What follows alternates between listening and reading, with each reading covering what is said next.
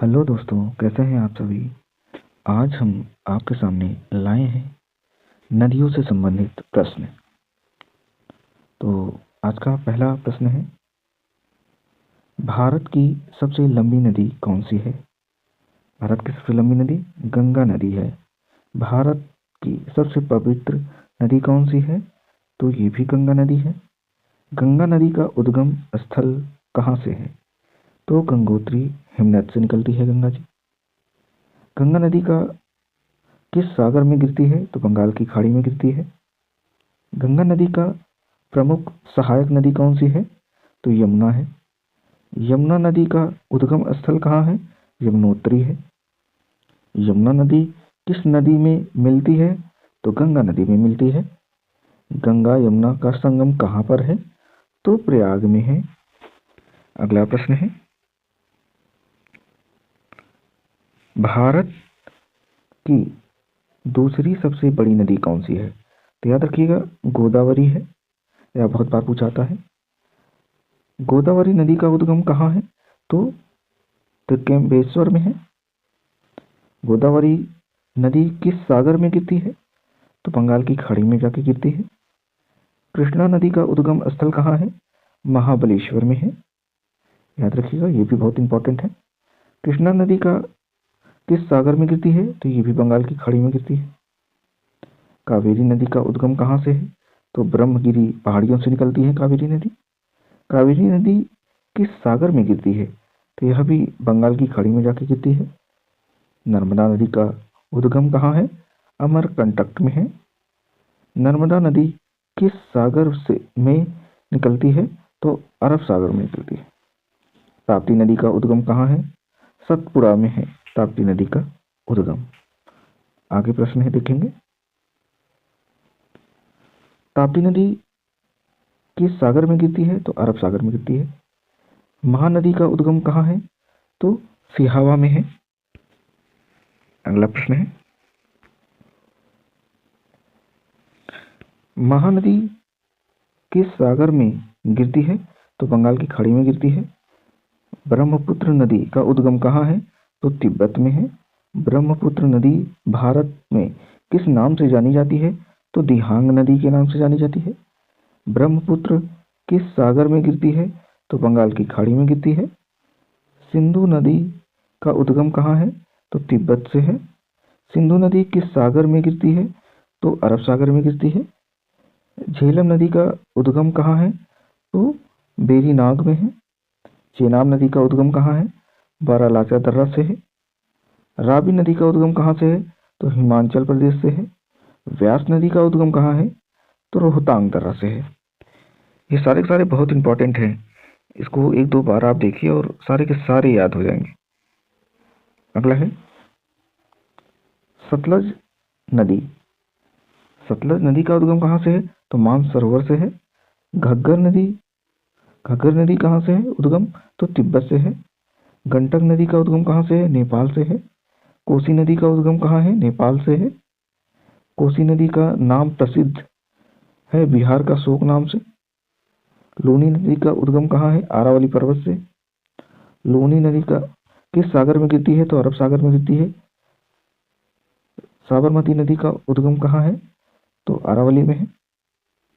महानदी का उद्गम कहाँ है, तो विंध्या पर्वत में है। पेरियार नदी किस राज्य में है, तो केरल राज्य में है। आगे देखेंगे प्रश्न। अरब पेरियार नदी किस सागर में गिरती है, तो अरब सागर में गिरती है। साबरमती किस जलप्रपात के लिए प्रसिद्ध है, जोग जलप्रपात के लिए प्रसिद्ध है। बेतवा नदी किसकी सहायक नदी है, तो यमुना की सहायक नदी है। चंबल नदी किसकी सहायक नदी है, तो यमुना की सहायक नदी है।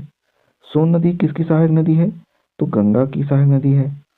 दामोदर नदी किसकी सहायक है, तो हुगली की है।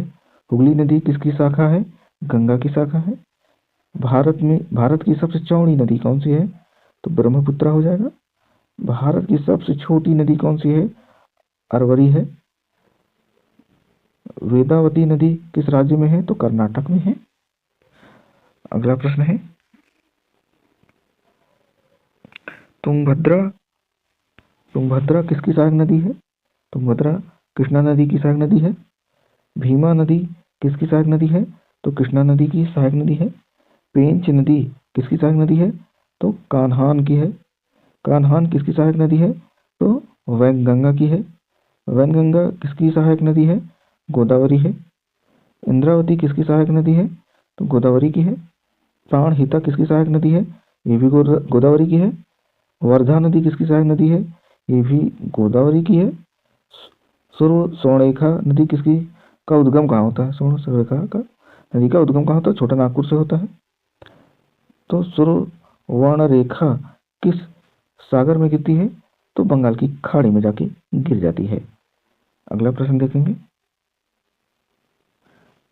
अगला प्रश्न है कि ब्राह्मणी नदी किस राज्य में बहती है? तो उड़ीसा में बहती है। वैतरणी नदी किस राज्य में है? तो उड़ीसा में है। रिहंद नदी किसकी सहायक नदी है? तो सोन नदी है। हिंडन नदी किसकी सहायक नदी है? यमुना की। केन नदी किसकी सहायता करता है? यमुना की सहायता करता है। शारदा नदी किसकी सहायक नदी है? तो घग्गरा की है। भागीरथी किस नदी का नाम है? गंगा कहते हैं इसको। अलकनंदा किसकी सहायक नदी है? गंगा की है। मंदाकिनी किसकी सहायक नदी है? अलकनंदा की है। रूप नारायण किसकी सहायक नदी है? तो हुगली की है। अगला प्रश्न देखेंगे। भारत में डेल्टा बनाने वाली प्रमुख नदी कौन सी है? तो गंगा है। भारत की पश्चिम की ओर बहने वाली सबसे लंबी नदी कौन सी है? नर्मदा है। प्रायद्वीपीय भारत की सबसे लंबी नदी कौन सी है? तो गोदावरी है। सबसे अधिक डेल्टा किस नदी पर है? गंगा नदी पे है। भारत की सबसे अधिक बाढ़ लाने वाली नदी कौन सी है? तो कोसी है, बिहार की। भारत की सबसे प्राचीन नदी कौन सी मानी जाती है? नर्मदा है। लूनी नदी किस राज्य में बहती है? राजस्थान में बहती है। कावेरी नदी किस राज्य में सर्वाधिक है? तमिलनाडु में है। कृष्णा नदी किस राज्य में बहती है? तो 4 राज्य में। गोदावरी में को क्या कहा जाता है? तो दक्षिणी गंगा कहा जाता है गोदावरी को। अगला प्रश्न है, नर्मदा पर किसका बड़ा बांध है? तो शारदा सरोवर पर सबसे बड़ा बांध है। भाखड़ा नागल बांध किस नदी पर है? सतलज नदी पे है। हीराकुंड बांध किस नदी पर है? तो महानदी पे है।